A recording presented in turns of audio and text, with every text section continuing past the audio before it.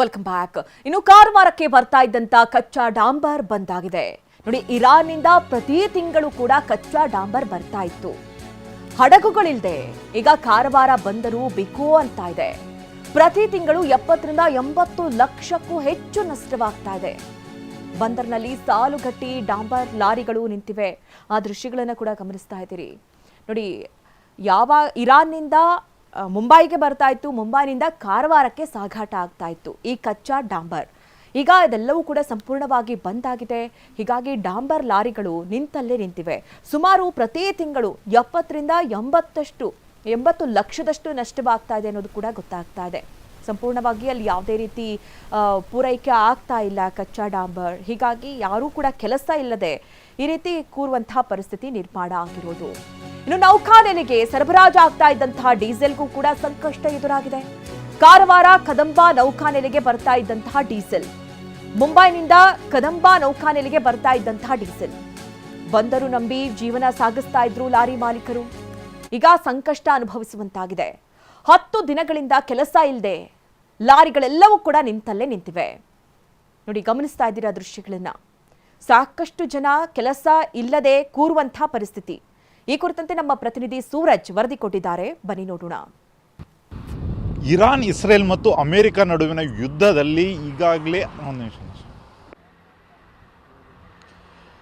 ಮಧ್ಯಪ್ರಾಚ್ಯ ರಾಷ್ಟ್ರಗಳಲ್ಲಿ ನಡೆಯುತ್ತಿರುವ ಯುದ್ಧದ ಎಫೆಕ್ಟ್ ಇವತ್ತು ಕಾರವಾರದ ವಾಣಿಜ್ಯ ಬಂದರಿಗೆ ತಟ್ಟಿದೆ ಅಂತಲೇ ಹೇಳಬಹುದಾಗಿದೆ. ನೀವು ದೃಶ್ಯದಲ್ಲಿ ನೋಡಬಹುದು, ಕಾರವಾರ ನಗರದಿಂದ ಸುಮಾರು 4 ಕಿಲೋಮೀಟರ್ ಅಂತರದಲ್ಲಿರುವಂಥ ಬೈತ್ಕೋಲ್ದಲ್ಲಿರುವಂಥ ಕಾರವಾರ ಬಂದರು. ಇದು ಕಾರವಾರ ವಾಣಿಜ್ಯ ಬಂದರಿಗೆ ಈ ಗಲ್ಫ್ ರಾಷ್ಟ್ರಗಳಿಂದ ದೊಡ್ಡ ಮಟ್ಟದಲ್ಲಿ ಡಾಂಬರ್ ಸರಬರಾಜು ಆಗ್ತಾ ಇತ್ತು. ಆದರೆ ಕಳೆದ 10 ರಿಂದ 10 ದಿನಗಳಿಂದ ಏನು ಯುದ್ಧ ನಡೀತಾ ಇದೆ, ಯುದ್ಧದ ಹಿನ್ನೆಲೆಯಲ್ಲಿ ಯಾವುದೇ ರೀತಿಯಾದಂಥ ಹಡಗುಗಳು ಇದುವರೆಗೂ ಬಂದರಿಗೆ ಬಂದಿಲ್ಲ. ಸಹಜವಾಗಿಯೇ ಬಂದರಿಗೆ ಹಡಗುಗಳು ಬರದೇ ಇರುವ ಹಿನ್ನೆಲೆಯಲ್ಲಿ ಇಲ್ಲಿರುವಂತಹ ಯಾವುದೇ ರೀತಿಯಾದ ವಾಣಿಜ್ಯ ಚಟುವಟಿಕೆಗಳು ನಡೆಯುತ್ತಿಲ್ಲ. ಇನ್ನು ದೃಶ್ಯದಲ್ಲಿ ನೋಡಬಹುದು, ಒಂದು ಕಡೆ ಗೇಟ್ಗಳು ಕ್ಲೋಸ್ ಆಗಿದೆ, ಇನ್ನೊಂದು ಕಡೆಗೆ ಡಾಂಬರ್ನ ಹೊತ್ತೊಯ್ಯುವಂತಹ ದೊಡ್ಡ ದೊಡ್ಡ ಲಾರಿಗಳಿದ್ದಾವೆ, ಲಾರಿಗಳು ನಿಂತಲ್ಲೇ ನಿಂತ್ಕೊಂಡಿದ್ದಾವೆ. ಅಂದರೆ ಪ್ರಮುಖವಾಗಿ ಏನಂದರೆ ಈ ಗಲ್ಫ್ ರಾಷ್ಟ್ರಗಳಿಂದ ಡಾಂಬರ್ ಆಗಿರಬಹುದು, ಡೀಸೆಲ್ ಮತ್ತು ಪೆಟ್ರೋಲ್ಗಳನ್ನು ಸಹಿತ ಸರಬರಾಜು ಮಾಡಲಾಗ್ತಾ ಇತ್ತು. ಆದರೆ ಈ ವಾಣಿಜ್ಯ ಬಂದರಿಗೆ ದೊಡ್ಡ ಮಟ್ಟದಲ್ಲಿ ಡಾಂಬರ್ ಸರಬರಾಜು ಬರ್ತಾ ಇತ್ತು ಅಂತ ಹೇಳಲಾಗ್ತಾ ಇದೆ. ಆದರೆ ಈ ಯುದ್ಧ ನಡೆಯುತ್ತಿರುವ ಹಿನ್ನೆಲೆಯಲ್ಲಿ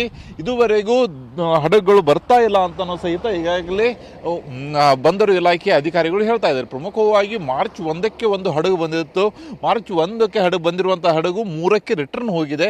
ಆದರೆ ಅದಾದ ಬಳಿಕ ಇದುವರೆಗೂ ಯಾವುದೇ ರೀತಿಯಾದಂಥ ಹಡಗು ಬರದೇ ಇರುವ ಹಿನ್ನೆಲೆಯಲ್ಲಿ ವಾಣಿಜ್ಯ ಚಟುವಟಿಕೆಗಳು ಸಂಪೂರ್ಣವಾಗಿ ಸ್ತಬ್ಧವಾಗಿದೆ ಅಂತಲೇ ಹೇಳ್ಬೋದಾಗಿದೆ. ದೃಶ್ಯದಲ್ಲಿ ನೋಡ್ಬೋದು, ಕಾರವಾರ ಬಂದರಿನ ಪೋರ್ಟ್ ಪೂರ್ತಿಯಾಗಿ ಗೇಟ್ ಕ್ಲೋಸ್ ಮಾಡಲಾಗಿದೆ. ಯಾಕಂದರೆ ಯಾವುದೇ ರೀತಿಯಾದಂಥ ಹಡಗುಗಳು ಬರದೇ ಇರುವ ಹಿನ್ನೆಲೆಯಲ್ಲಿ ಇಂಪೋರ್ಟ್ ಮತ್ತು ಎಕ್ಸ್ಪೋರ್ಟ್ ಮಾಡುವಂಥ ಕೆಲಸಗಳು ಎಲ್ಲವೂ ಸಹಿತ ಸ್ತಬ್ಧವಾಗುತ್ತವೆ. ಸಹಜವಾಗಿಯೇ ಈ ರೀತಿಯಾದಂತಹ ಪರಿಸ್ಥಿತಿ 1 ತಿಂಗಳ ಕಾಲ ಮುಂದುವರೆದಿದೆ. ಆದರೆ ಈ ಕಾರವಾರ ವಾಣಿಜ್ಯ ಬಂದರಿಗೆ ಸುಮಾರು 60 ರಿಂದ 70 ಲಕ್ಷ ರೂಪಾಯಿ ನಷ್ಟವಾಗುವಂಥ ಸಾಧ್ಯತೆ ಇದೆ ಅಂತಲೂ ಸಹಿತ ಈಗಾಗಲೇ ಅಧಿಕಾರಿಗಳು ಹೇಳ್ತಾ ಇದ್ದಾರೆ. ಒಟ್ಟಾರೆಯಾಗಿ ಈ ಗಲ್ಫ್ ರಾಷ್ಟ್ರಗಳಲ್ಲಿ ನಡೆಯುತ್ತಿರುವಂತಹ ಯುದ್ಧದ ಪರಿಣಾಮ ಇವತ್ತು ಕಾರವಾರ ವಾಣಿಜ್ಯ ಬಂದರಿಗೂ ಸಹಿತ ದೊಡ್ಡ ಮಟ್ಟದಲ್ಲಿ ತಟ್ತಾ ಇದೆ. ಇದರ ಎಫೆಕ್ಟ್ ಮತ್ತೆ ದೊಡ್ಡ ಮಟ್ಟದಲ್ಲಿ ಬೇರೆ ಬೇರೆ ರೀತಿಯಲ್ಲಿಯೂ ಸಹಿತ ತಟ್ಟುವಂಥ ಸಾಧ್ಯತೆ ಇದೆ ಅಂತಲೂ ಸಹಿತ ಅಂದಾಜಿಸಲಾಗ್ತಾ ಇದೆ. ಕ್ಯಾಮರಾಮನ್ ಮಂಜುನಾಥ್ ಜೊತೆ ಸೂರಜ್ ಉತ್ತರೆ, TV9 ಕಾರವಾರ.